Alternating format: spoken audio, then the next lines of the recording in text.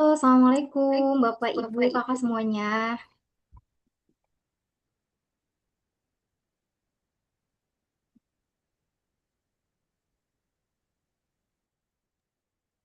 Ini kita sambil menunggu, boleh aku sapa dulu ya. Gimana, sehat semuanya?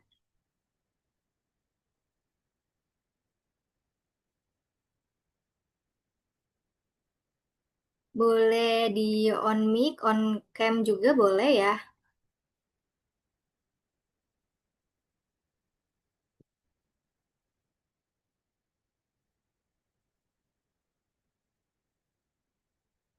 Halo, cek, cek. Apakah masuk suaranya, Kak?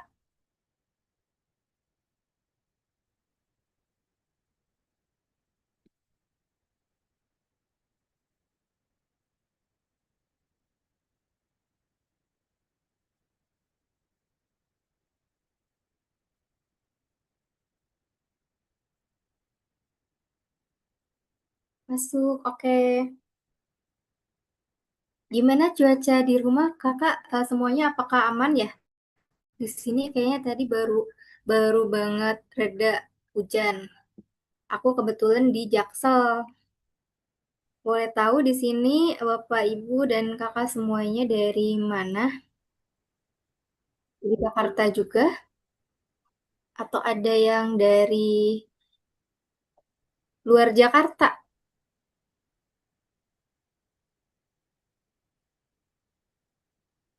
Surabaya. Jauh ya? Ternyata Makassar.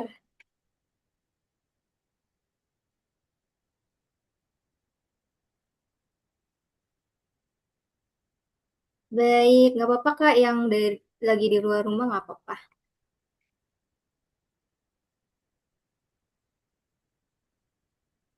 Oke, sebelum masuk ke sesi tanya jawab dan mungkin nanti akan saya paparkan sedikit ya materi yang lagi memang perlu dibahas gitu ya Bapak Ibu sekalian tentang UMKM.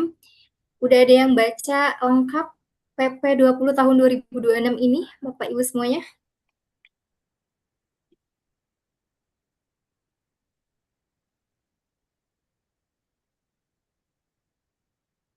Jogja, Bali, jauh-jauh ya.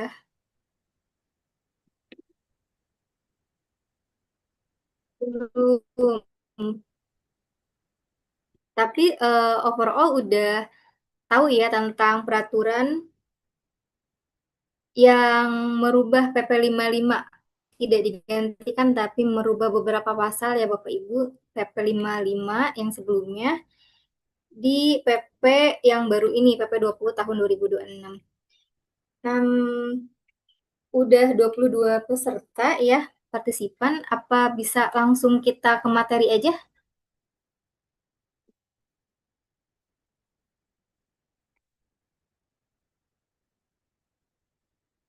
Saya izin share screen ya.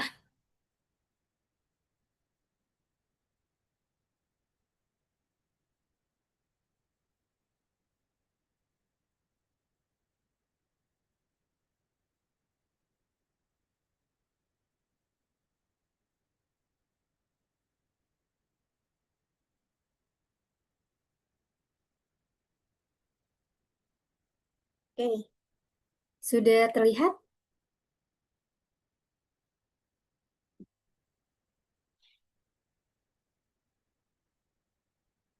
Oke, jadi di sini, mmm, sebelum ke Q&A ya, aku mau jelasin sedikit peraturan pajak UMKM yang terbaru PP 20 tahun 2026 nih. Apakah bisnis kita masih berlaku tarif 0,5% gitu ya. Jadi sebelumnya di sini ada hal yang perlu aku sampaikan ya Bapak Ibu dalam setiap kita membaca peraturan pemerintah ataupun peraturan Menteri Keuangan gitu. Membaca latar belakang itu menjadi hal yang penting. Kenapa? Karena di situ ada latar belakang kenapa sih dibuatnya peraturan ini ataupun isi di peraturan itu seperti apa nantinya gitu. Misalkan gini, salah satu latar belakang yang ada di PP 20 tahun 2026 ini kan apakah ada indikasi frame splitting atau fencing gitu ya. Jadi ini menjadi pegangan Bapak Ibu semuanya untuk membaca peraturan PP 20 tahun 2026 pada saat itu gitu. Jadi kalau nanti menghukum ini kira-kira gitu ya, kalau penghasilan kita dipecah, iya.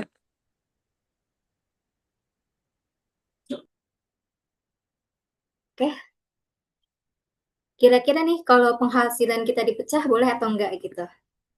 Jadi nanti di peraturan ini ya dibahas tuh. Jadi latar belakangnya seperti itu dulu. Gitu. Jadi sebenarnya kemunculan PP ini kan sudah dinanti-nanti ya. Seingat aku tuh udah lama gitu ya untuk peraturan yang tentang UMKM PPh final 0,5% ini. Jadi karena sempat ada jeda tuh peraturannya yang secara peraturan kan haknya ini berakhir gitu ya di tahun 2025 gitu. Tapi ternyata aturan PPh final 0,5% ini baru muncul di tahun 2026. gitu. Maka penting juga nih untuk Bapak Ibu kita menyimak mengenai aturan-aturan transisinya gitu. Jadi jangan khawatir, di sini kita akan melihat aturan-aturan transisinya seperti apa. Jadi PP 20 tahun 2026 ini tidak mencabut peraturan PP 55 tahun 2022 sebelumnya. Jadi hanya mengubah beberapa pasal aja. Namun padahal aturan sebelumnya itu sudah diatur dan di PP yang baru ini tidak berubah. Jadi sekarang kita lihat ya gimana peraturan PP 20 tahun 2026 ini. Jadi sebelumnya perkenalkan ya Bapak Ibu, nama saya Dede Merliana. Saya sarjana akuntansi dari Universitas Negeri Jakarta. Sebelumnya SMA di SMA Islam Nurul Fikri Boarding School, dan pengalaman kerja alhamdulillah memang dari tahun 2020 magang ya di PT Jawara Mitra Consulting, dan sampai saat ini masih bekerja di PT Jawara Mitra Consulting sebagai konsultan pajak. Kalau sebelumnya masih magang, terus kemudian sampai tahun ini alhamdulillah tax consultant, megang beberapa PT juga gitu ya untuk hitung tax compliance-nya, rekonsiliasi, perhitungan PPh badan sampai dengan restitusi atau pengembalian pajak. Nah, kita cek dulu nih perubahan di PP 66 tahun 2000 PP 20 tahun 2026 gitu ya, mohon maaf.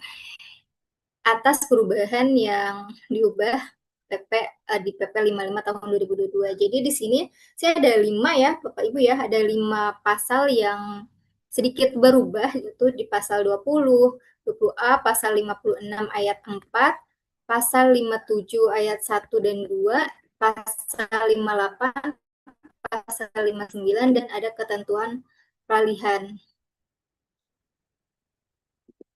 Nah, untuk pasal 20A, Pasal 20H ini pengeluaran berupa pemberian suap, gratifikasi, dan atau pemberian lain dengan nama dan dalam bentuk apapun sebagaimana dimaksud dalam peraturan undang-undang yang mengatur mengenai tindak pidana korupsi dan atau tindak pidana suap, termasuk yang diberikan kepada pejabat publik asing, bukan merupakan biaya untuk mendapatkan, menagih, dan memelihara penghasilan yang dapat menjadi pengurang penghasilan bruto.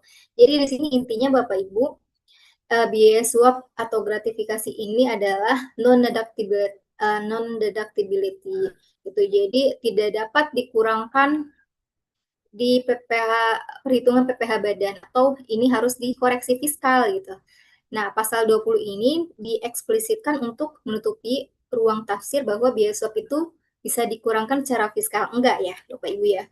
Bukan berarti ini ada perubahan dari PP 55 sebelumnya, karena ini sebelumnya memang udah diatur gitu ya di PP 55, tidak bisa dikoreksi gitu ya. Tidak bisa dikurangkan atau dikoreksi.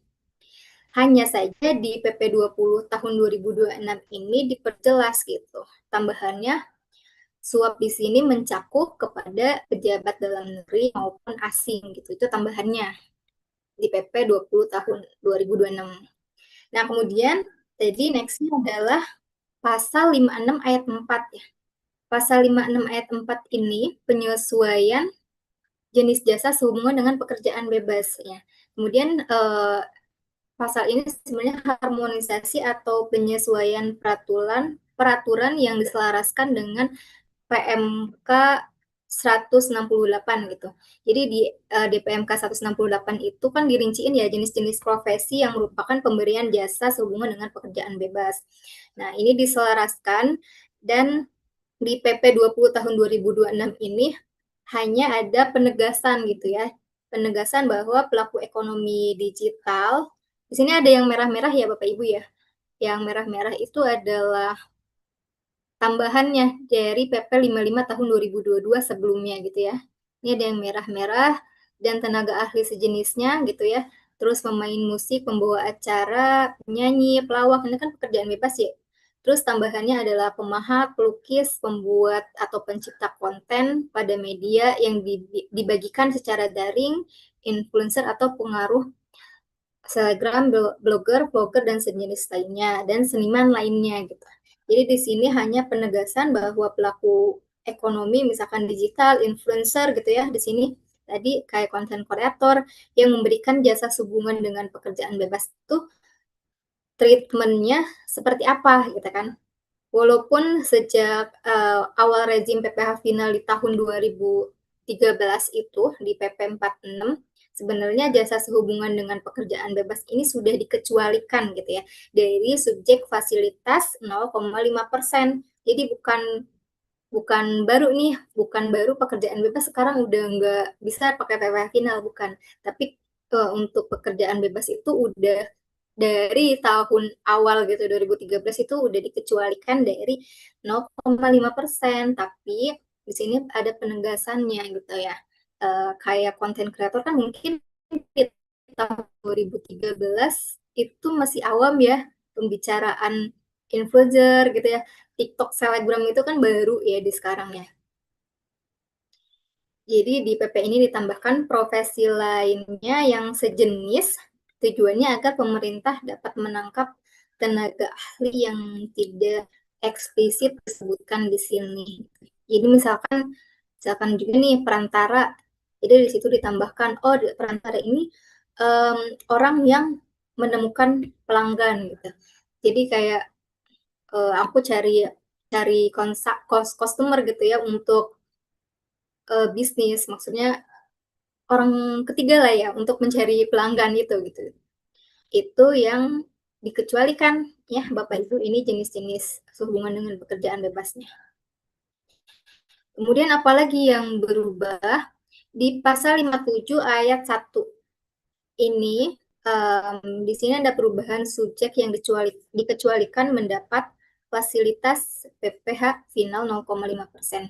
Jadi yang sebelumnya PPh final ini bisa ya dinikmati oleh wajib pajak dalam negeri yang menerima atau memperoleh penghasilan dengan peredaran bruto tidak melebihi 4,8 miliar gitu dalam satu pajak, ada WPOP ya, terus kemudian WP badan berbentuk koperasi, persekutuan komanditer, firma, perseorangan terbatas, termasuk perseorangan ya, yang didirikan oleh satu orang badan usaha milik desa maupun desa bersama. Nah, di PP 20 tahun 2026 ini berubah gitu.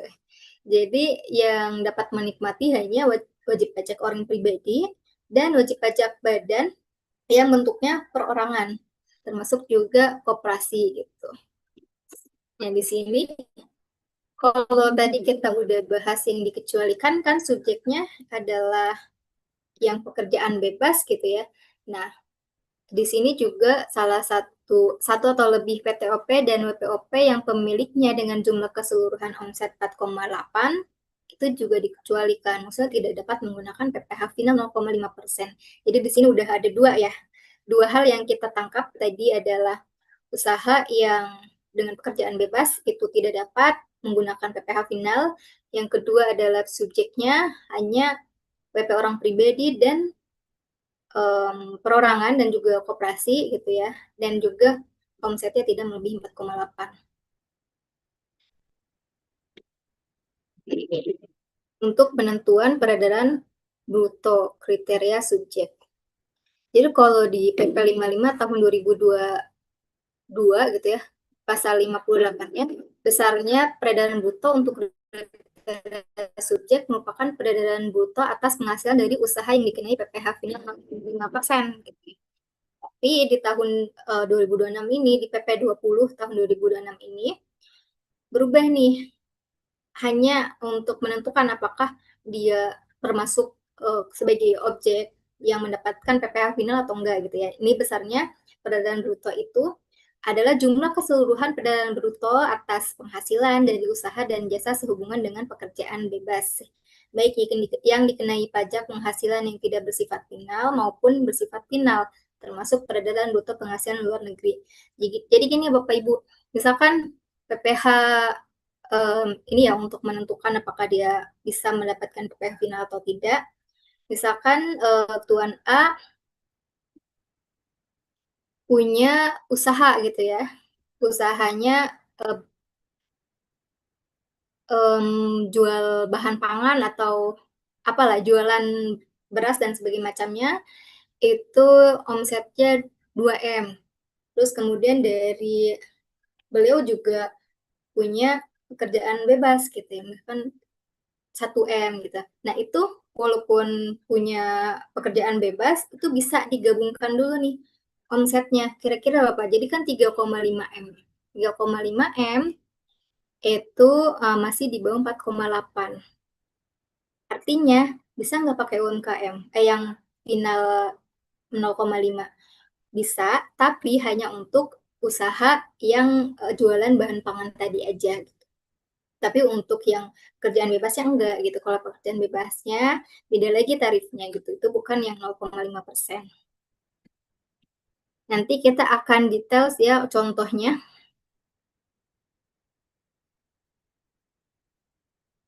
Nah, jadi pada intinya Bapak Ibu persyaratan masih sama ya objek PPh final yaitu dari penghasilan atas usaha dan omsetnya tidak melebihi 4,8 dan yang bukan dari objek final tadi ya dari jasa sehubungan dengan pekerjaan bebas di pasal 56 tadi dan di pasal 58 ini yang penghasilannya diterima atau diperoleh dari luar negeri yang pajaknya terutang atau telah dibayar di luar negeri maupun penghasilan yang telah dikenakan PPh final dengan ketentuan peraturan tersendiri. Jadi omset yang melebihi 4,8 dari semua penghasilan tadi digabungkan tuh.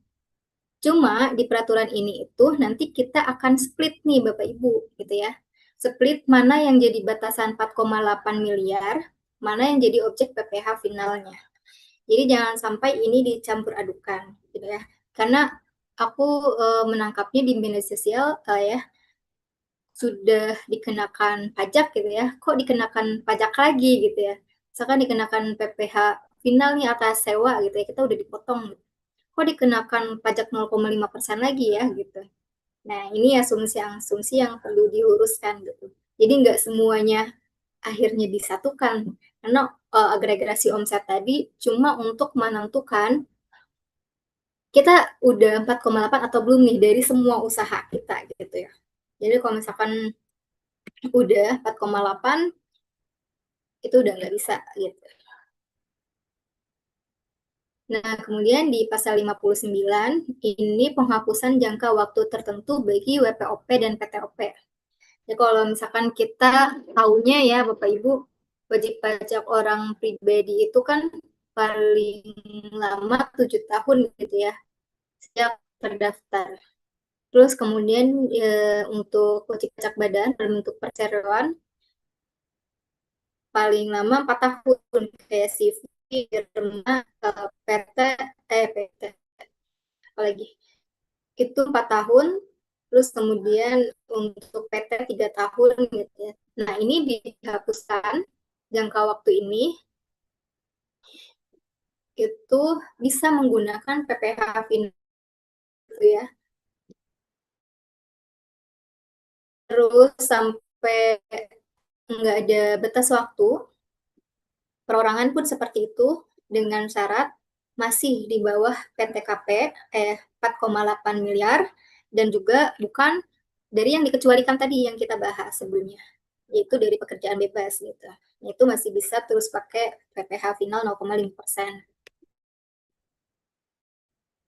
Lalu gimana CV, firma, dan koperasi dan wajib pajak lain selain perorangan gitu ya. Kalau ini kan kita lagi bahas orang pribadi dan PT perorangan yang bisa terus pakai gitu ya. PPh finalnya selagi tidak dua hal tadi. Nah, ini ada ketentuan peralihan PP nomor 20 tahun 2026. Jadi wajib pajak yang jangka waktu pemanfaatan PPh finalnya berakhir pada tahun 2024 itu dapat dikenai PPh final 0,5% untuk tahun 2025 dan 2026.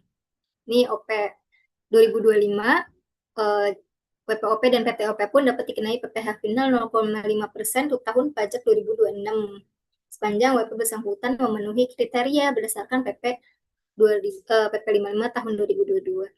Kemudian koperasi sebelum PP berlaku dan jangka waktu pemanfaatan pajak penghasilan finalnya 0,5% berakhir pada tahun pajak 2024 sampai dengan 2029, dikenai PPh yang bersifat final untuk tahun 2025 sampai dengan tahun 2029. Sepanjang WP yang bersangkutan memenuhi kriteria. Kemudian suket untuk kepentingan pemotongan PPh final 0,5% bagi WPOP dan WP badan berbentuk perorangan sebagaimana telah diuraikan di atas dinyatakan tetap berlaku sampai dengan wajib pajak yang bersangkutan tidak memenuhi kriteria. Dan kemudian surat keterangan tidak untuk kepentingan pemotongan PPh final bagi WP badan berbentuk koperasi juga tetap berlaku sampai dengan wajib pajak bersangkutan tidak memenuhi. Wajib pajak badan selain PTOP dan koperasi yang terdaftar sebelum PP baru berlaku dapat menggunakan PP 0,5%-nya sampai dengan jangka waktu pemanfaatannya berakhir. Wajib pajak orang pribadi dan PTOP yang bersifat yang berdasarkan PP baru menjadi tidak. Jadi wajib pajak orang pribadi maupun PT perorangan yang berdasarkan PP baru ini menjadi tidak memenuhi kriteria subjek gitu ya, masih dapat menggunakan PPh finalnya di tahun 2026. Masing ini. Jadi kan kalau tadi untuk PT selain perorangan gitu ya, artinya ada CV, firma, Bumdes, itu masih berlaku mengikuti dengan suketnya. Gitu. Kalau suketnya masih sampai dengan tahun 2029 itu masih bisa pakai suket PPh finalnya, baik CV, firma maupun Bumdes gitu ya. Misalkan ini CV-nya baru terdaftar di tahun 2025 gitu dan berakhir di tahun 2008. Nah, ini masih bisa dipakai sampai 2008 gitu, sampai masa berakhirnya habis dan ketentuan lainnya yang berlaku apabila omsetnya di atas udah di atas 4,8 maka walaupun tahun 2008 masih tahun 2008 gitu udah tetap udah nggak bisa pakai. Misalkan berdiri 2025 omsetnya udah melebihi 4,8 di tahun 2026 gitu ya. Jadi selanjutnya udah nggak bisa pakai tuh PPh finalnya, gitu ya, gugur udah, walaupun masih ada masa berlakunya. Gitu. Jadi masih ngikutin dengan peraturan sebelumnya, Bapak Ibu gitu ya. Tapi kalau CV firma Bumdes selain PT perorangan gitu ya yang baru terdaftar di tanggal 22 April 2026 itu udah nggak bisa pakai suket itu gitu ya, udah nggak bisa pakai suket apa namanya PPh final 2026. Nah ini nih, jadi kalau CV firma koperasi itu kan 4 tahun gitu ya, perserian terbatas 3 tahun, sudah habis masa fasilitasnya atau melebihi batas 4,8 miliarnya dikenakan tarif berapa gitu ya pertanyaannya. Terus kemudian jika PT perorangan wajib pajak orang pribadi sudah tidak memenuhi kriteria untuk mendapatkan fasilitas dikarenakan saat agregasi omset melebihi 4,8 miliar atau karena subjek pajak sehubungan dengan pekerjaan bebas yang dikecualikan dikenakan tarif berapa. Nah, ketika intinya bisa pakai 0,5% gitu ya Bapak Ibu. Ini tarifnya berubah pada tarif ketentuan umum pasal 17. Nah, ini perbedaannya kemarin kayaknya ada yang bertanya gitu ya. Kita bisa nggak pakai fasilitas yang dapat potongan 50% gitu. Bisa gitu ya. Karena untuk yang 22% itu berlaku untuk peredaran bruto di atas 5 miliar. Jadi kalau peredaran brutonya di atas 50 miliar, tarifnya 22% gitu langsung. Tapi kalau masih di bawah 50 miliar, ini ada dua lapisan Bapak Ibu, dua lapisan tarif, yaitu 11% sampai dengan dataran brutonya 4,8, dan sisanya 22%. Dan kemudian untuk wajib pajak orang pribadi, ini menggunakan pasal 7 ayat 1A gitu ya. Ini pakai batasan yang lapisan yang 5 lapis ya untuk PPh orang pribadi ya. Kalau yang kita tahu biasanya di perusahaan-perusahaan itu menggunakan PPh pasal 17 gitu ya untuk orang pribadi. Nah, ini contohnya ya, Ibu ya. Contoh 1, kalau berdasarkan PP nomor 55 tahun 2008, A, ini penghasilannya dari usaha perdagangan bahan pangan dengan omset 2 miliar. Kemudian penghasilan dari usaha jasa konstruksi dengan omset 1 miliar. Dikenai PPh final jasa konstruksi. Terus kemudian penghasilan dari pekerjaan bebas penceramah dengan omset 1,5 miliar dikenai PPh tarif pasal 17 Undang-Undang PPh. Nah, ini kalau pakai PP nomor 55 tahun 2022,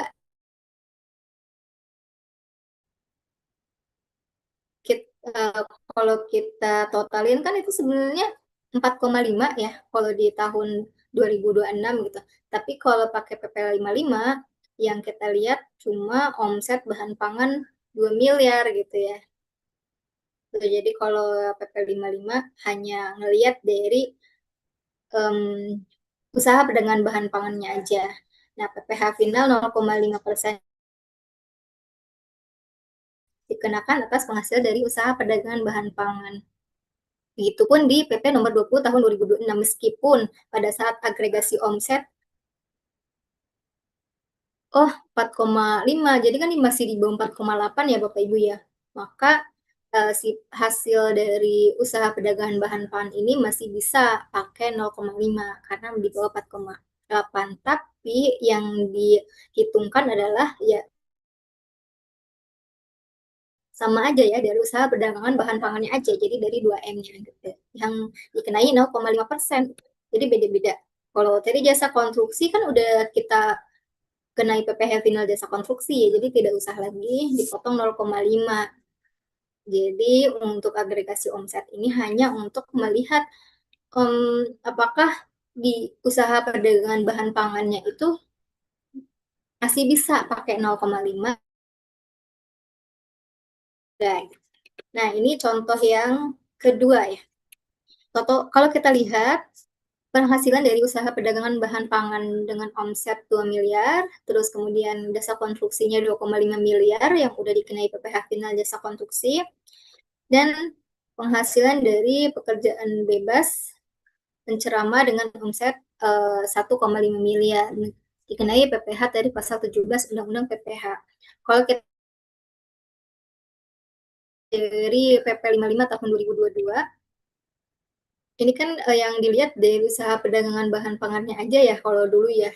Jadi karena 2 miliar ini di bawah 4,8, jadi dia bisa pakai 0,5 gitu.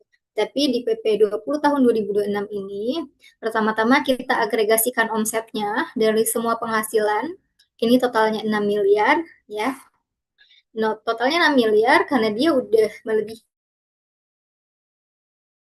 4,8, makanya si Tuan B ini bukan merupakan wajib pajak memiliki peredaran bruto tertentu yang bisa mendapatkan fasilitas 0,5%. Jadi si Tuan B ini penghasilan usaha perdagangan bahan pangannya menggunakan tarif ketentuan umum pasal 17 gitu ya. Di sini coba kita hitung, yaitu kan di bawah 4,8 ya, jadi 2M dikali 11%. Nah, ini aku ada kasih contoh lain masih dengan yang ini ya, dengan yang sama contoh lain jika perdagangan bahan pangannya ini jadi 6M misalkan ya, yang 2M tadi misalkan jadi 6M. Kemudian karena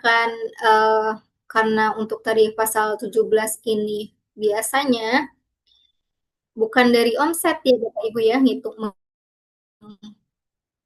menghitung penghasilnya, tapi dari pendapatan sebelum pajak gitu. Jadi total omsetnya 6 miliar, misalkan biayanya misalkan 500 juta gitu ya. Jadi pendapatan sebelum pajaknya 5,5 miliar. Nah, di sini baru kita perhitungkan. Nah, tarif pasal 17 dengan perhitungan 2 lapis gitu ya. Pasal fasilitas 11%-nya 5,5 dibagi tadi total omsetnya 6 miliar dikali batasannya 4,8 miliar. Yaitu berapa? Jadi 4,4 miliar. Nah, yang dapat fasilitas 11% adalah 4,4 miliar gitu. Jadi 484 juta. Dan kemudian non fasilitas sisanya dikalikan 22%. 5,5 miliar dikurangi dengan hasil 1,1 miliar dikali 22 utangnya adalah 726 miliar. Nah, jadi apa yang wajib dilakukan oleh pebisnis terkait pajak ini, gitu ya Bapak Ibu? Jadi yang pertama, rekalkulasikan jumlahkan semua sumber penghasilan di tahun pajak 2026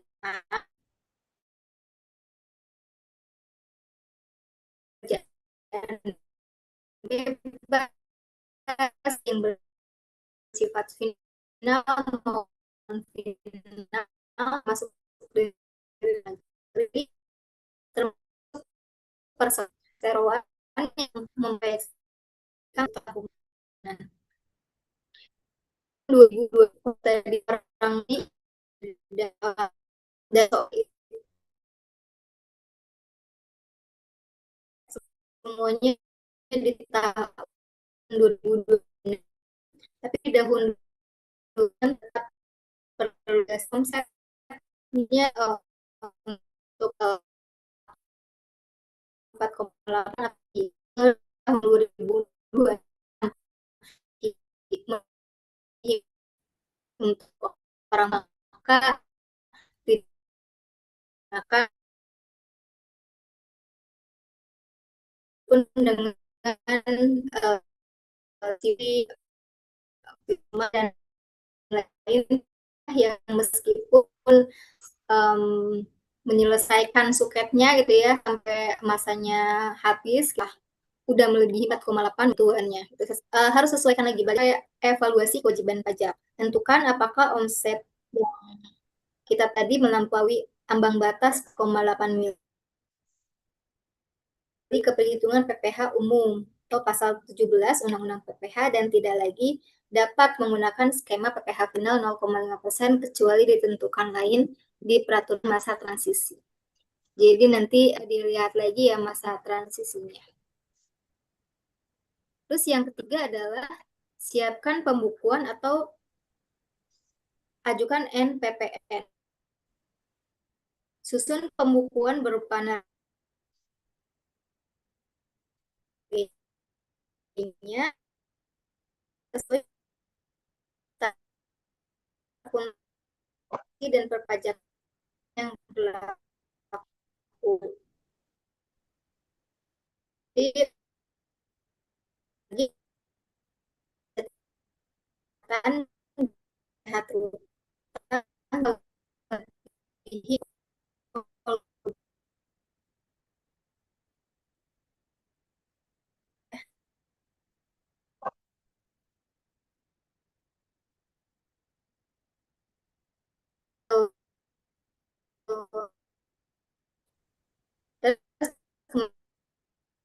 kalau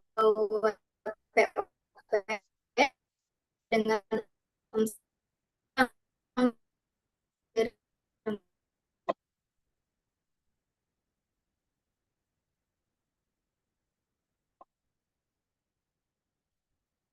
miliar tapi tidak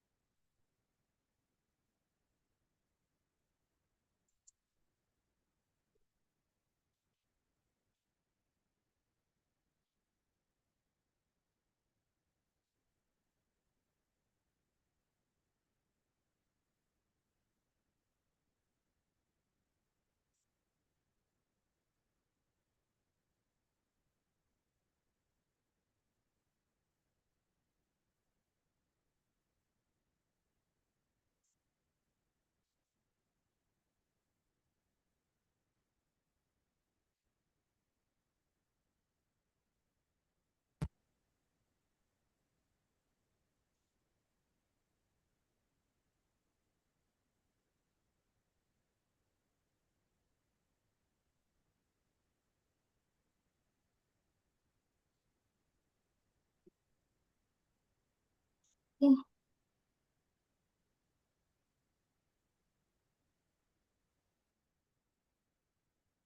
Kak, maaf ya tadi keluar ya.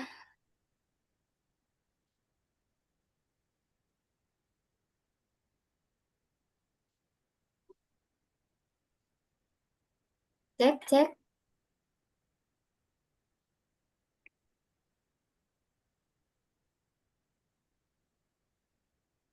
Cek suaranya udah masuk belum, Mbak?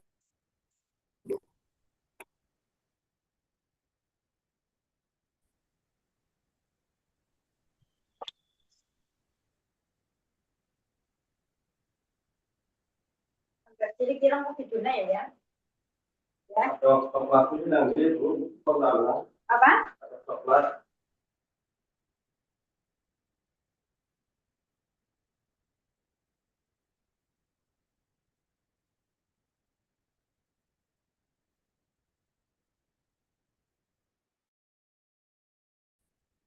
Ini nanti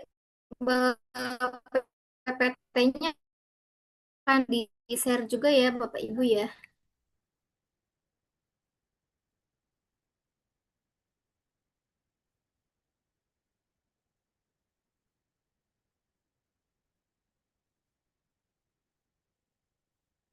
Oke, putus-putus ya.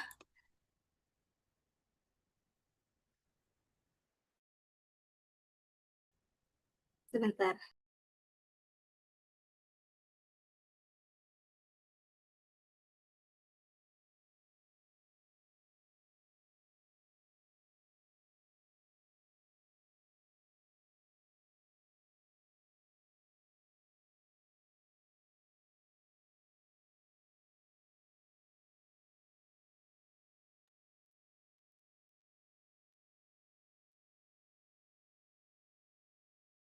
Izin ya Bapak Ibu, ini sepertinya karena habis hujan jadi sinyalnya jelek. Saya izin off cam.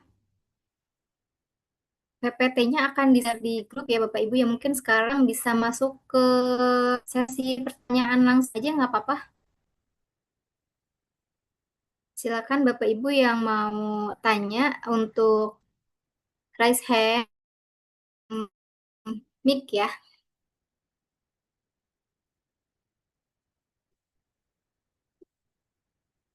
Silakan Bapak Pratitis, Bapak apa Ibu? Saya manggil. Bapak, kedengaran suara saya? Halo? Iya kedengeran Pak. Mbak, sorry tadi mungkin saya Halo, ada iya, siap. miss beberapa slide.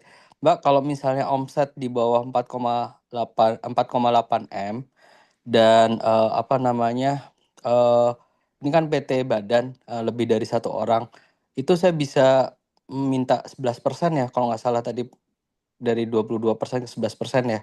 Dan itu kan berdasarkan apa namanya gross profit ya sebelum pajak ya, sebelum EBITDA ya, atau sebelum foto apa, maksudnya setelah kos-kos semuanya dikurangin kan. Itu saja sih pertanyaan saya, terima kasih. Iya, tuh Bapak, saya izin kalau ada putus-putus info juga ya Pak ya.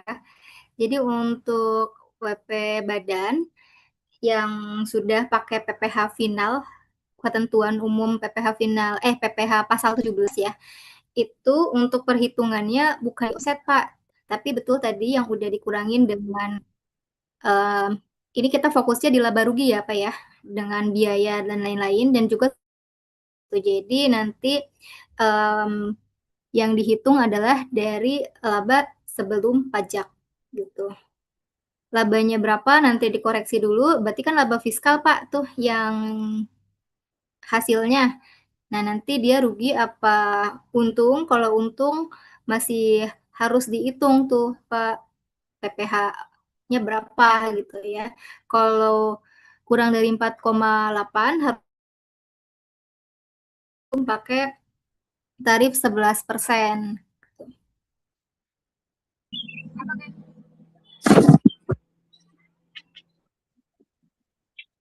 kalau omsetnya ya, kalau omsetnya kurang dari 4,8 langsung kali 11%, tapi kalau omsetnya di atas 4,8 tadi paket lapisan kedua juga. Meskipun pada saat laba ruginya menampilnya cuma 900 juta gitu ya Pak ya, tapi untuk menghitung penghasilannya itu juga omsetnya diperhitungkan. Sama tadi ya, omset berapa tadi labanya 900 juta, misalkan dibagi dengan, misalkan omsetnya lebih dari 4,8, 5M gitu ya. 5M dikali 4,8, nah itu dikali 11%, kemudian sisanya 900 juta dikurangin tadi yang DPP-nya dari 11% dikali 22%. Begitu Bapak, apakah jelas atau putus?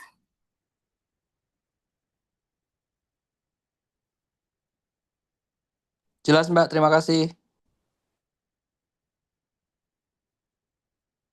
Baik, silakan Bapak Ferry Andriana. Ya, Assalamualaikum warahmatullahi wabarakatuh. Ya, terima kasih Mbak. Izin, saya kan baru memulai usaha kuliner Mbak. Halo, suara saya kedengaran nggak? Halo, masuk Pak. Ya, ya, saya kan baru memulai usaha kuliner, baru beberapa bulan yang lalu. Nah, saya mau coba untuk masuk ke wajib pajak ya Mbak. Baru memulai nih, mau memulai wajib pajak, ikut bayar pajak. Tetapi saya nggak tahu nih tahapannya seperti apa, mulai dari apa dan sebagainya.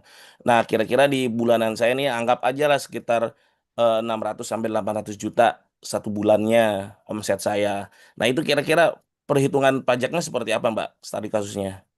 Dan apa yang harus saya mulai itu pajak apa aja yang harus saya mulai dari pajak daerah kah, terus pajak apa namanya pusat dan sebagainya saya belum begitu paham. Pertama, terus yang kedua, apakah saya perlu Kak untuk mempunyai konsultan pajak untuk membereskan semua biaya pajak saya? Itu aja Mbak, terima kasih.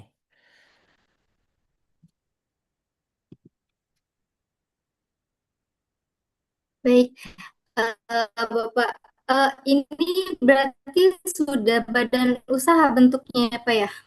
Belum, masih perorangan. Apa masih dengan NPWP pribadi? Yes, masih PWP pribadi. Oh, berarti digabung ya Pak ya? Belum. Ya, Oke, ya. jadi sebetulnya kalau untuk lebih ini ya Pak, lebih enaknya lagi gitu. Kalau kita dipisah sih menurut saya ya Pak ya. Karena misalkan seperti ini. Kalau kita lihat kan NPWP pribadi digunakan untuk menjalankan usaha atas nama orang pribadi. Semua utang, risiko usaha itu melekat ke pemiliknya. Kan kalau kita Putus-putus Mbak.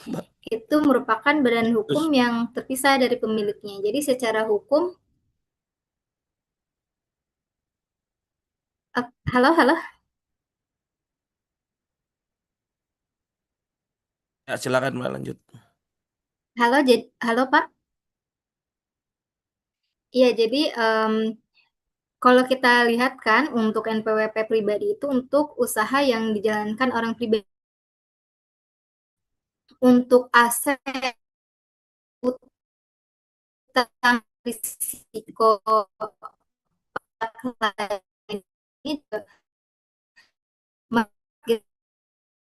Pak pemiliknya gitu. Jadi kalau kan kita usahanya atas pribadi, jadi semua penghasilan, Suaranya hilang-hilang Mbak. ya, Suaranya hilang-hilang. Bapak FNB ya Pak ya. Itu nanti diperkarakan di SPOP, SPT tahunan orang pribadinya Pak Ferry Riana gitu.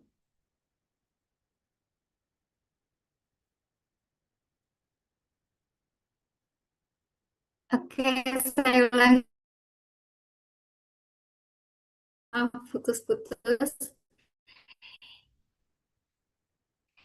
Jadi untuk Kalau ini pilihan ya Pak ya. Jadi coba uraikan dulu. Kalau pakai NPWP pribadi, asetnya, utangnya atas semua usaha Bapak maupun risiko pajak itu ada melekat dengan orang pribadinya atau pemiliknya. Jadi untuk semua omsetnya, untuk semua penghasilnya itu kan dikenai orang pribadi Pak. Kalau pakai orang pribadi. Tapi kalau Bapak pakai bedanya dengan badan usaha, kalau badan usaha itu sebenarnya lebih jelas ya Pak.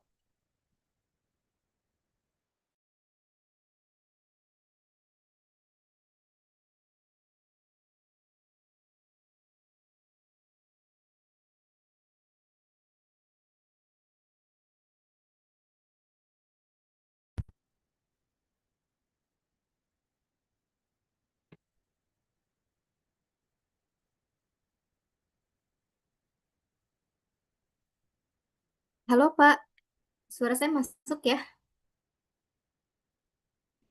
Ya Mbak, dari awal putus-putus semua Mbak. Jadi saya nggak bisa nerima apa yang disampaikan Mbak tadi. Suaranya, jawabannya. Baik, saya coba uraikan lagi ya Pak ya, mohon maaf ya Pak. Ya, Jadi saya coba uraikan dulu, ini sebenarnya pilihan ya Pak ya, untuk semua Bapak Ibu di sini. Kalau pakai NPWP pribadi, berarti untuk semua asetnya terus juga utang usaha maupun risiko pajak itu melekat ke orang pribadi Pak. Ya, sampai sini putus-putus Pak. ya putus-putus Mbak. Cari lokasi cuma Mbak, cari sinyal. Jadi kalau pribadi itu mengingat ya Pak ke linknya gitu, add-nya. Oke, sebentar ya Pak ya.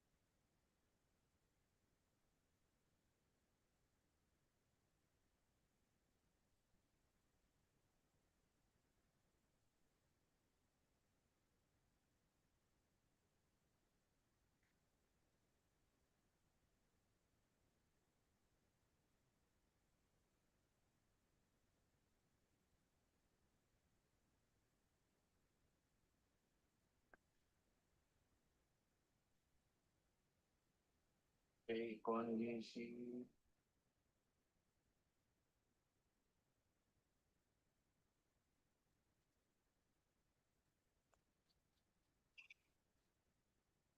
Baik, izin ya Bapak Ibu, ini saya pakai handphone, semoga lebih mendingan. Ya Mbak, oke lebih jelas suaranya Mbak. Itu maaf Mbak, saya lanjutan ya. Yang 4,8 itu per bulan atau setahun sih Mbak omsetnya? Setahun Pak. Setahun. Berarti kalau misalnya omset saya di 1 bulan 1 M, berarti kalau setahun berarti 12 M, berarti saya udah kena di atas 4,8 ya Mbak. Iya betul. Nah, oke, itu tadi Mbak pertanyaannya proses awalnya seperti apa tahapannya. Terus yang kedua, apakah ada cara-cara untuk bisa meminimalisir biaya pangkas pajak Mbak sehingga kita juga nggak terlalu besar karena kita masuk UMKM, ibaratnya tuh margin untuk keuntungan kita sedikit walaupun memang kelihatan omsetnya besar. Wah, Ya, itu Mbak. jatuhnya ya. Kenapa Mbak? Iya, ini jatuhnya ke tax planning, tapi saya coba jawab dari uraian pertama Baik, dulu ya, Pak. baik, baik. Terima kasih. Kalau tadi orang pribadi atau kita bangun pakai usaha gitu ya, badan usaha. Nah, di sini saya uraikan dulu, Pak. NPWP pribadi itu kan digunakan menjalankan usaha ya nama orang terus utang, risiko usaha, risiko pajaknya juga gitu ya, itu melekat ke pemiliknya. Sedangkan kalau kita bangun badan usaha, misalkan PT Perorangan, itu kan badan hukum ya, terpisah dari pemiliknya. Jadi secara hukum terdapat pemisahan antara harta pribadi dan harta usaha gitu ya. Jadi selain itu dari segi profesionalisme juga lebih profesionalan, pencatatannya lebih rapi juga ya karena pemisahan harta pribadi dan usaha tadi. Nah, kalau untuk gimana nih untuk ke pribadi atau membangun badan usaha gitu ya. Kalau saya pribadi, boleh Pak lebih baik sih Bapak ke badan usaha aja gitu ya. Karena nantinya gitu ya kalau misalkan pakai atas nama orang pribadi. Nah, memang PR-nya ini akan ada pembukuan Pak gitu ya. Karena tadi Bapak juga di atas 4,8 untuk PT perorangannya ini perlu pembukuan, artinya ada laporan keuangan, neraca gitu ya, laba rugi. Nah, itu perlu dibuat juga, Pak, gitu. Terus kemudian untuk pajaknya, karena di atas 4,8 itu ada pajak daerahnya, tapi tentunya karena NPWP berbadan usaha ini juga akan ada pelaporan untuk pajak pusat, maksudnya yang SPT badan biasa gitu ya Pak. Jadi pelaporannya ada pajaknya ada pajak daerah juga, pajak pusat juga gitu. Nah, baiknya memang meng-hire konsultan karena ini Bapak juga baru merintis ya. Dan kemudian untuk tax planningnya jujur saya belum pernah megang di FNB ya Pak untuk PT-PT yang biasanya saya pegang itu ada jasa konsultan, kemudian asuransi juga ya Pak ya gitu sebagai konsultan. Tapi untuk pajak daerah karena pajak sendiri itu luas dan peraturannya juga berbeda-beda kayak gitu. Jadi untuk spesifik pajaknya itu nanti bisa diskusikan dengan konsultan. Tapi baiknya memang pisahkan ya Pak. Jadi biar bisa risikonya itu juga berbadan hukum di PT-nya itu, enggak risiko orang pribadi. Sedangkan juga kalau pakai orang pribadi kan nanti omsetnya dikenakan PPh pajak 17 5 lapis ini ada 0 sampai 60 juta dikenakan tarif 5%, 60 sampai 250 juta 15%, 250 juta sampai 500 juta 25%, 30% di atas 5M di atas 5M gitu ya. Jadi kalau pakai ini kalau pakai PPh pasal 17 ayat 1 huruf B dan pasal 31E ya, yang mana itu untuk badan, itu kemungkinan pertama kita bisa pakai fasilitas yang potongan 50%, yang 11% yang di bawah 4,8 dan sisanya 22%, dan jika rugi itu bisa kompensasikan kerugiannya untuk tahun-tahun berikutnya.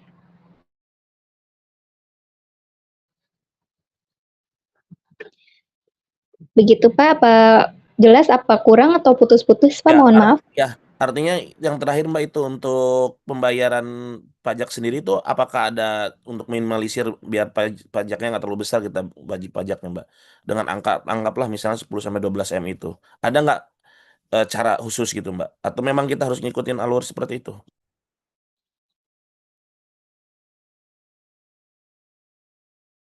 sebenarnya karena sekarang DJP atau KPP punya identitas kita ya Pak ya, baik dari bank gitu ya, untuk buku rekap bank gitu, itu mereka tahu. Nah kalau dari saya pribadi, pertama pahamin perpajakannya sih Pak, maksudnya di sini transaksinya yang kena pajaknya apa aja, terus kemudian juga untuk harta pribadi, maksudnya yang khusus untuk orang pribadi dipisahkan supaya nggak kecampur. Private kayak gitu kan juga nggak kena ya Pak harusnya ya, nggak kena pajak gitu. Cuma untuk meringankan pajak sebenarnya ini beda hal lagi ya Pak ya, karena memang butuh cash-nya gitu ya, maksudnya kasusnya seperti apa nih yang bisa kita minimalisir, karena itu boleh-boleh aja gitu ya di peraturan perpajakan untuk menghindari pajak yang besar gitu, tapi tetap dalam peraturan yang berlaku. Misalkan seperti ini, misalkan saya transaksi dengan perusahaan luar negeri yang mana jasanya saya nikmati di sini di Indonesia, itu kan harusnya dikenakan PPN jasa luar negeri 11% dan jasa luar negerinya yang PPh pasal 26 20% ya Pak ya gitu. Nah, ini untuk PPh-nya bisa sampai 0% karena ini kan jasa ya. Bisa 0% enggak 20% dengan syarat kita P3B gitu. Jadi minta bukti dari perusahaan luar negeri dari pajaknya mereka bahwa pajaknya udah diberlakukan di sana gitu. Itu cara-cara untuk kes-kes tertentu gitu Pak. Jadi kita harus ngelihat dulu nih transaksinya, apakah ini sebenarnya bisa nih masuk enggak kena pajak gitu. Transportasi itu pun kalau ekspedisi kan biasanya kena ya. Tapi kalau transportasi misalkan pakai Grab, pakai taksi, nah itu nggak kena pajak gitu Pak. Itu bisa menjadi pengurang gitu, pengurang untuk di PPh badan. Tapi kalau ekspedisi berbeda, ekspedisi itu kena pajak juga. Kita harus bayar PPh 23-nya gitu. Kita potong PPh 23-nya. Dokumen-dokumen sih Pak paling ya. Dokumen-dokumen itu kita harus simpan dengan rapi.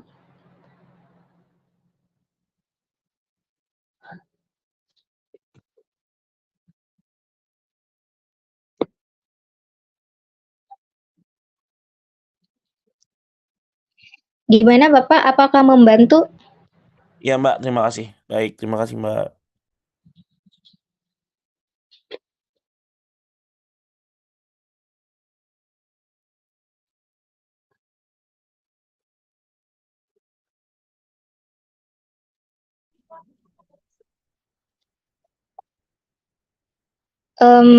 Ini yang di chat ya. Apakah ada lagi? Mbak Aneka Silvana ya.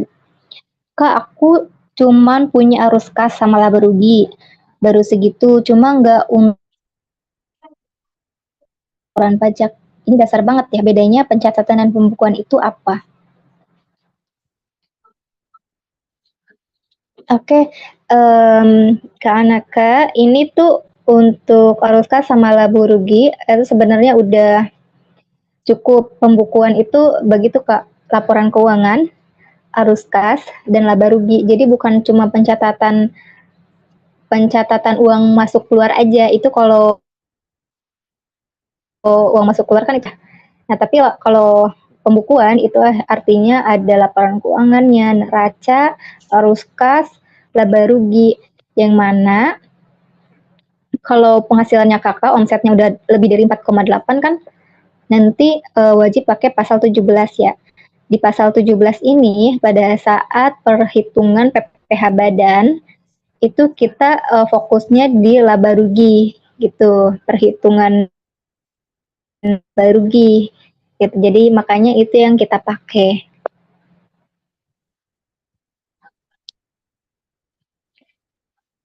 Assalamualaikum. Waalaikumsalam. Ya, saya Pak Yugo dari Mojokerto. Saya wajib pajak sudah 4 tahun, tapi saya belum store pajak ini. Jadi saya omset usaha saya distribusi ya. Saya jualan dari supplier kopi ya kan. Terus omsetnya itu dalam setahun mencapai 4 miliar. Nah, tetapi kalau diambil keuntungannya itu sedikit sekali dari nilai omset tersebut. Kan UMKM kan 0,5 ya. 0,4% dari omset itu nggak mencukupi. Mungkin hanya 0,01 mungkin dari untung saya itu dari harga barangnya itu. Terus, tapi saya tiap tahun itu mendapat reward atau hadiah dari supplier ya. Tapi juga dipotong 5% karena hadiah, pajak hadiah itu. Masuk ke dinas pajak. Nah itu sarannya untuk saya gimana itu kalau dihitung 0,5% dari omset itu saya rasa saya rugi malahan gitu. Gimana itu, Bu? Cara penyelesaian pajaknya. Terima kasih, mohon jawabannya. Baik, Bapak Yogo. Ini untuk usaha distributornya apakah sudah punya berbentuknya badan usaha atau pakai perorangan Bapak sendiri? Perorangan, Bu. Perorangan. Tapi saya punya karyawan 4 orang. Terus setiap hari juga ada biaya transportasi, terus biaya sewa gudang. Terus saya juga ada biaya hidup juga, seperti itu, Bu. Biaya anak sekolah. Nah, Oke, berarti masih digabung ya Pak ya? Dengan iya, keperluan pribadi ya? iya. Sebenarnya ada beberapa supplier yang saya kerjakan. Maksudnya saya usaha ngambil barang ke supplier, terus saya dagangkan ke pasar gitu loh. Cuma yang kena pajak yang di atas 500 juta itu omsetnya. Nah itu bagaimana Bu penyelesaiannya? Kalau misalkan satu produk tadi sudah omset 4 miliar, tapi ternyata kalau diambil 0,5% dari omset setelah dikurangi 500 juta itu kayaknya masih belum masuk akal gitu loh. Labanya tiap tiap bulan itu saya kan harus profit ya kan antara terus barang ini barang kompetitif, barang banyak saingan karena grosir gitu Bu, seperti itu. Oke, baik Pak. Sebelumnya, ini kan tadi yang saya tangkap ya, berarti usaha Bapak ini masih gabung dengan.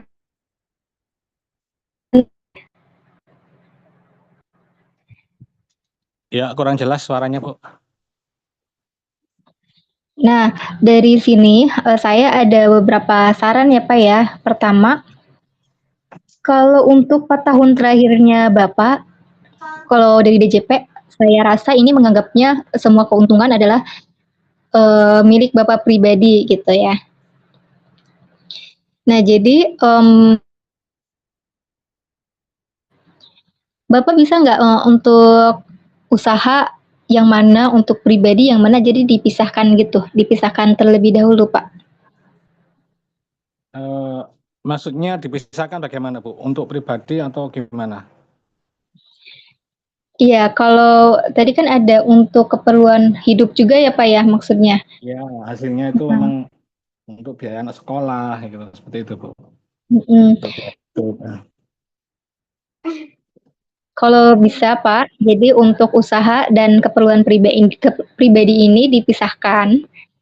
Jadi Ya. nanti usaha Bapak omsetnya berapa, dari biayanya itu berarti kan biaya yang terkait dengan usaha tersebut ya. Betul ada, bisa dihitung tiap hari. Iya, itu berapa dan kemudian dipisahkan nih Pak untuk keperluan Bapak pribadi yang mana artikel dari usaha ini sebagai gaji atau ngambil aja gitu. Nah ini nanti mohon kita dirapikan lagi kali ya Pak ya terlebih dahulu gitu ya sebelum akhirnya kita coba untuk hitung pajaknya. Nanti dirapikan kalau baik sih Pak untuk profesional itu nanti Bapak mendapatkan gaji ya kalau bisa gitu. Mendapat Jadi saya harus buat neraca pembukuan gitu ya. Tiap hari pengeluaran, pemasukan, laba bersihnya berapa gitu. Omset berapa, laba bersihnya berapa tiap hari, biaya kerja, biaya operasional seperti itu, Bu. Iya, betul, Pak. Tapi kalaupun enggak pembukuan, sebenarnya orang pribadi bisa mengajukan NPPN, Pak. NPPN itu apa, Bu? NPPN ini khusus untuk pencatatan aja. Jadi kalau NPPM itu kan menghitung penghasilan neto ya, laba bersih gitu. Jadi wajib pajak orang pribadi menjalankan usaha yang tadi Bapak sebutkan gitu, distribusi, itu bisa menghitung seluruh biayanya juga gitu. Jadi bisa pakai ini, mengajukannya, melaporkannya 3 bulan di tahun pertama, Pak. Misalkan untuk tahun 2026 kan ini udah bulan Juni ya, itu udah lewat gitu. Jadi makanya untuk tahun 2026 ini palingan Bapak itu karena masih gabung dengan orang pribadi itu kenanya pajak PPh pribadi Pak gitu. 2027 kalau Bapak mau pakai NPPN maksimal pelaporan untuk mohon maaf sebentar Pak, saya cek dulu. Iya.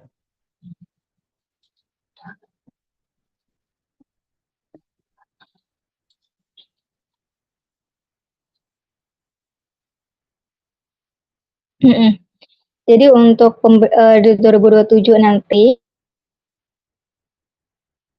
pencatatan aja gitu ya, bisa memberitahuan MPPN di 3 bulan awal tahun pajak bersangkutan.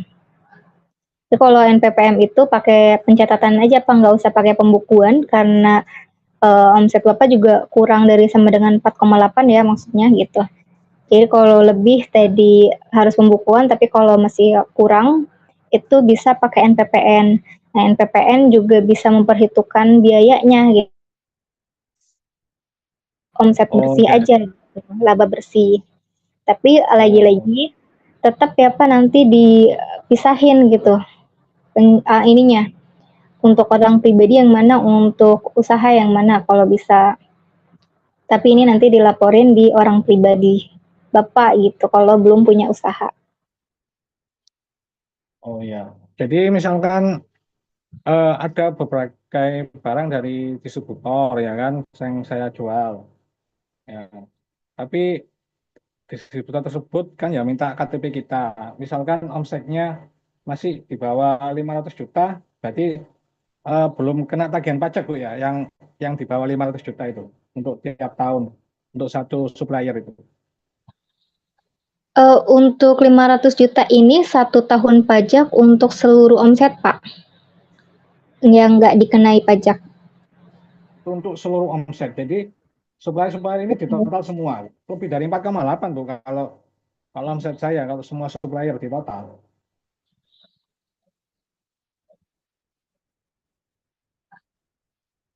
Jalan keluarnya. Kalau lebih dari 4,8 semua supplier. Cuma yang ditagihkan itu karena mungkin peraturan lama ya. Yang lebih dari 500 juta itu saya kena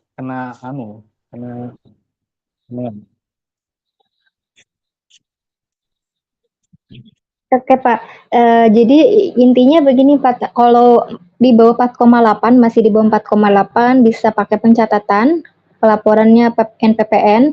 Tapi kalau udah lebih Pak, sebaiknya Bapak bisa yang usaha distributornya pakai berbadan usaha Pak, karena kan udah lebih, yaitu yang pertama wajib pembukuan, yang kedua nanti tarifnya berbeda Pak. Tarifnya jadi menggunakan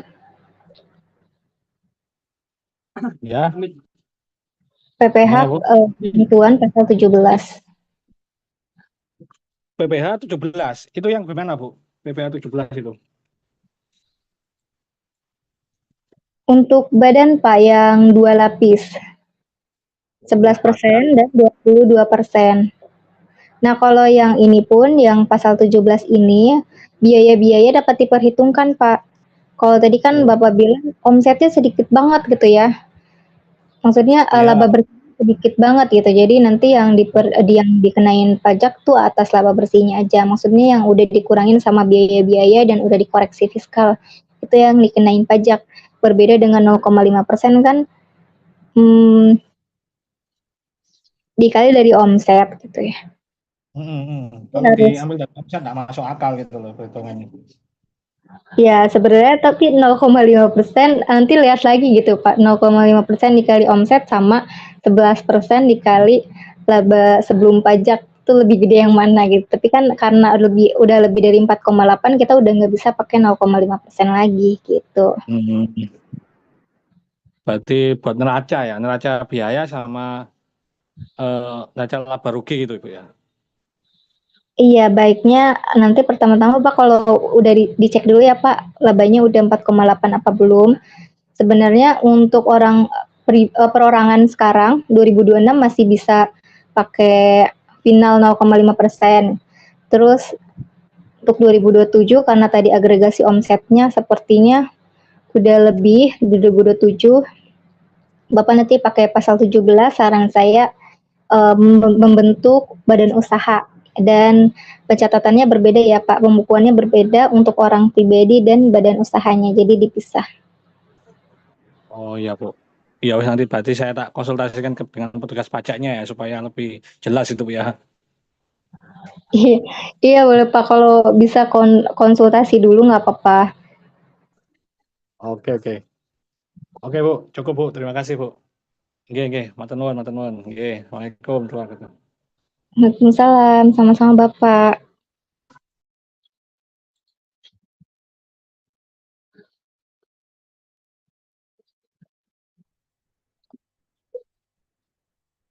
Halo, selamat sore Kak Dede. Sore Bu. Kak, ini boleh langsung tanya? Iya boleh Bu. Ya, ini saya mau tanya. Per bulan Mei lalu kami ada buat CV. Nah, dari bulan Mei itu kan belum ada untuk yang kalau Mei sudah ya untuk yang PP baru. Iya betul, sudah Bu. Oke, nah itu kan kami masih baru nih, baru mulai. Sedikitnya kita masih pakai pribadi. Nah, dari itu berarti langkah awal yang harus kita lakukan apa saja, Pak? Oke, berarti ini berbentuk CV ya Bu ya, yang di Mei ini. Iya.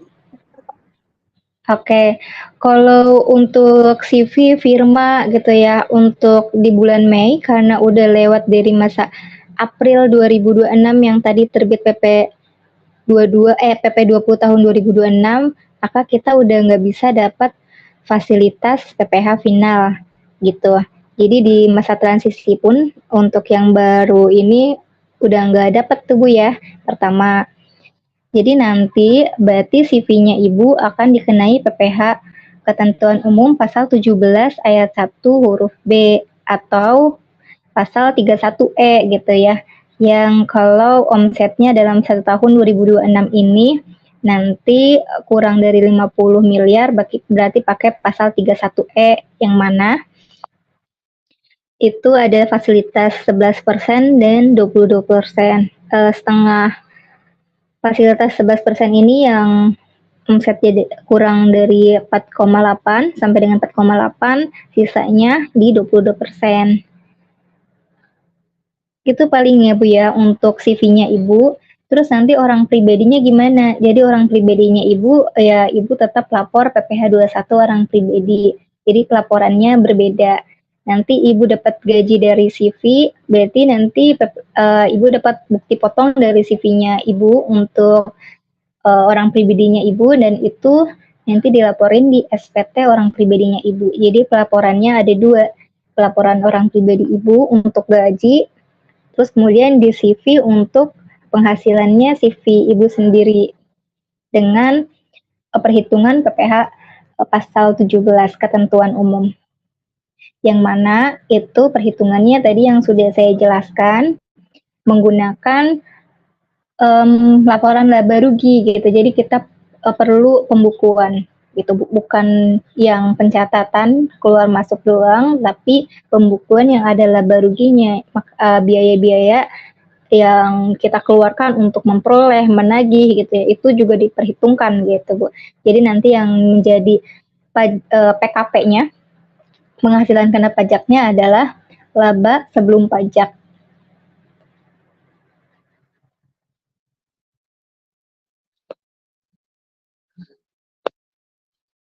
Bagaimana Bu, apakah menjawab? Oh ya Kak, tadi yang sudah dijelaskan berarti untuk CV saya ini pakainya yang 11% kali laba ya Kak? Iya, kali laba. Jadi nanti ibunya perlu pembukuan laba rugi ya Bu, nanti ada proses rekonsiliasi fiskalnya berarti Bu gitu. Jadi mana yang boleh dikurangkan, mana yang nggak boleh gitu. Maka dari situ baru ada laba rugi sebelum pajak, itu yang dikenain pajaknya dari situ 11% nih. Kalau masih di bawah 4,8.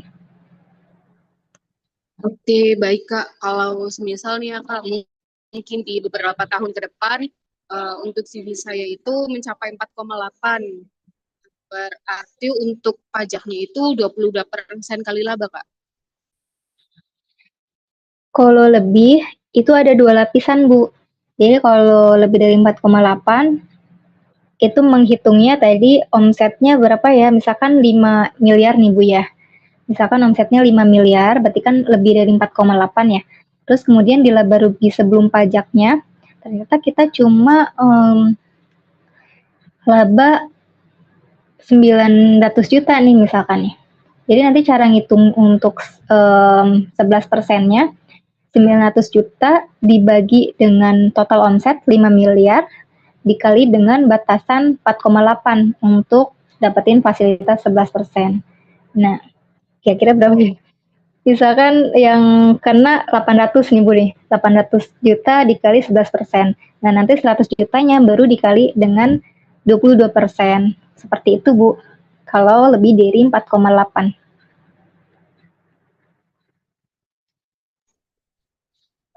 Oke, baik Kak. Jadi kayak yang di contoh kedua tadi ya Kak ya?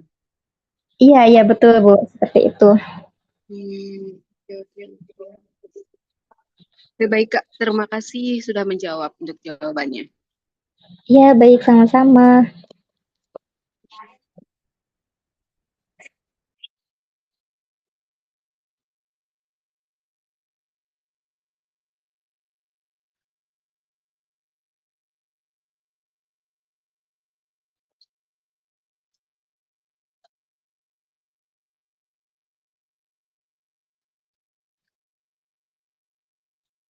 Saya baca chat dulu ya Bapak Ibu ya. Maaf Kak, saya punya usaha di bidang jasa website dengan omset kurang dari 100 juta per bulan. Kalau saya mau bentuk badan usaha, sebaiknya pakai PT perorangan atau CV ya Kak. Mohon pencerahannya. Kalau jasa website ini berarti kan memperkerjakan orang juga nggak Bapak Ibu ya? Ibu Tiwi ya? Masih adakah Ibu di sini? Selamat sore Kak, masih. Baik, berarti untuk jasa websitenya ini, Ibu juga memperkerjakan orang? Iya Kak, tapi kayak freelance begitu. Jadi nanti kalau ada project baru hire orang. Oke, berarti di sini Bu, untuk ini kan kalau di total kurang dari 4,8 ya, harusnya Iya ya? betul. Iya betul. Heeh. Jadi kalau mau PT perorangan aja Bu, kalau misalkan mau buat badan usaha, kan ke perorangan masih bisa pakai fasilitas 0,5% ya, Iya. sepanjang dia nggak melebihi dari 4,8, nggak ada batasan waktu juga Bu untuk fasilitasnya. Itu mau 5 tahun, 9 tahun gitu, tapi kalau udah 4,8 udah sampai, itu udah nggak berlaku. Baiknya sih pakai perorangan ya Bu ya, gitu. Iya. Karena, kalau untuk jasa website ini berarti kan enggak termasuk ke pekerjaan bebas ya kayaknya, Iya. karena juga nggak dilakukan sendiri, meng-hire orang, mempekerjakan orang itu bisa masuk ke usaha. Iya, baik Kak. Terima kasih banyak. Sama-sama Bu. Baik Bapak Ibu, karena udah jam 17.25, mungkin ini yang tadi di chat-chat, saya izin jawab melalui grup, nggak apa-apa ya Bapak Ibu ya? Tadi seharusnya untuk yang bertanya di chat-chat sudah ada yang bantu save ya, dikopikan, karena tadi sebelumnya saya di laptop udah nggak kelihatan gitu chatnya. Tapi udah ada yang bantu copy ke grup, nanti saya bantu jawab di grup ya Bapak Ibu ya, izin. Karena udah jam 17.26, mungkin ada closing statement terlebih dahulu dari saya ya Bapak Ibu. Jadi untuk PP 20 tahun 2026 ini mungkin menggemparkan gitu ya bagi kita bertanya-tanya gitu ya.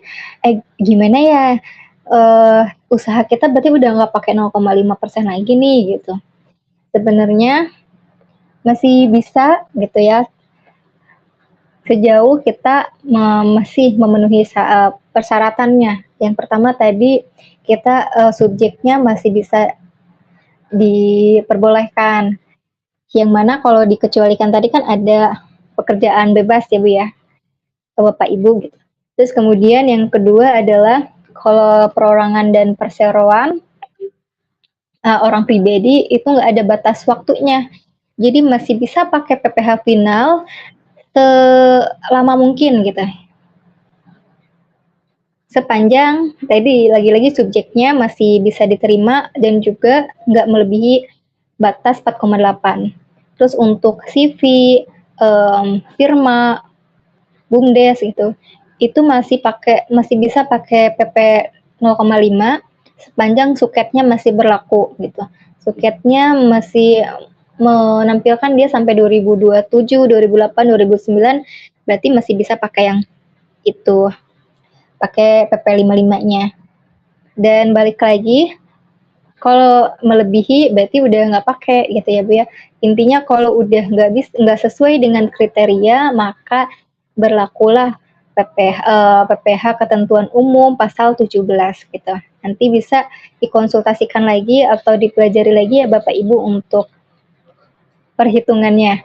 Sebenarnya tadi udah saya share juga ya untuk contoh perhitungannya ya, pasal 17 Bapak Ibu bisa dicek di PPT yang sudah dikirim oleh tim gitu. Dan yang paling penting adalah pencatatan dan pembukuan ya Bapak Ibu gitu.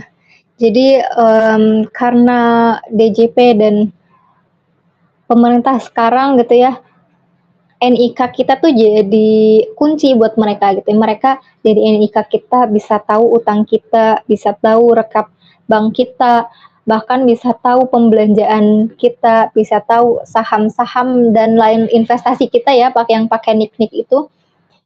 Ketika pelaporannya, oh sahamnya kok nggak dilaporin, itu semuanya itu akan terdeteksi gitu. Jadi baiknya semuanya wajib dicatat ya Bapak Ibu ya, semuanya. Gitu memang challenge banget ya buat kita semua gitu, apalagi bagi pelaku UMKM. Nah, sebelum ditutup, boleh kita foto bersama dulu Bapak Ibu?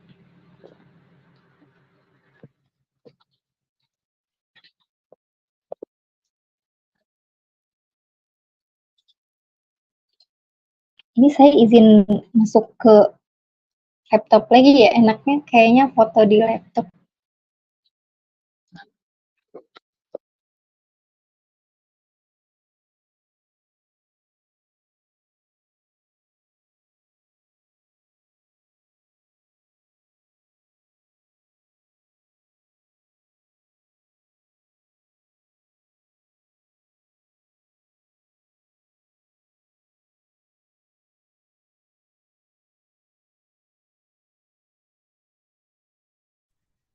Boleh open kamera, boleh Bapak Ibu, kita sesi foto bersama.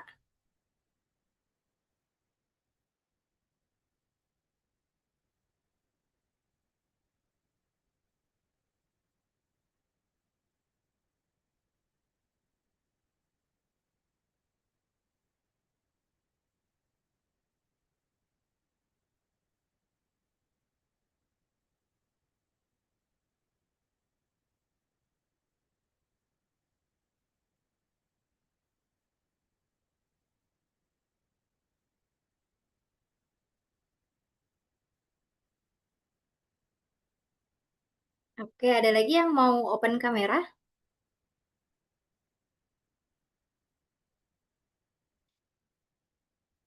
Hmm.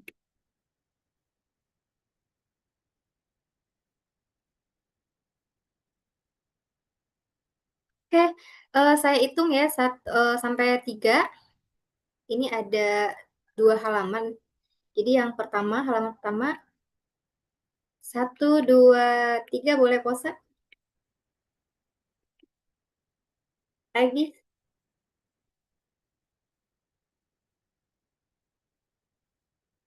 1, 2, 3. Oke, kita sudah ada di penghujung Q&A ya Bapak Ibu ya. Mungkin belum puas gitu ya dengan pertanyaan-pertanyaan juga yang tadi yang belum terjawab. Nanti kita lanjutkan di grup. Terima kasih banyak untuk kehadirannya dan juga semangatnya nih pada sore hari ini.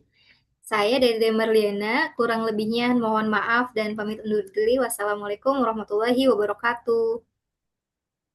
Salam. Waalaikumsalam warahmatullahi wabarakatuh.